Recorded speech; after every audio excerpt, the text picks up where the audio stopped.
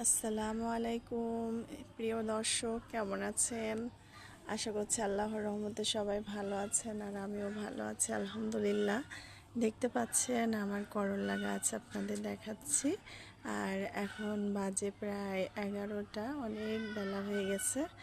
তো এখন আমি হারভেস্ট করব করল্লা, সকালে ভাজি করব, এখনও রান্না বসাতে পারিনি। তো যাই হোক, এই করলাটা বিসমিল্লা বলে ছিঁড়ে নিচ্ছি। বিসমিল্লাহ। আল্লাহর রহমত নিয়ামত, কি সুন্দর! ছাদে একটা গাছ থাকলেই যথেষ্ট। যাই হোক, তুলে নিলাম। আর এই পাশে আরও একটা হয়েছে, এই যে দেখুন, অনেকটা বড় হয়ে গেছে। মাশাল্লাহ মাশাল্লাহ, এত সুন্দর হয়েছে না, দেখে মনটা ভরে যাচ্ছে। এই দুটোই আজকে আমার হয়ে যাবে ইনশাল্লাহ। এই যে দেখুন, এই যে আরও হচ্ছে, ফুল আসছে অনেকগুলো।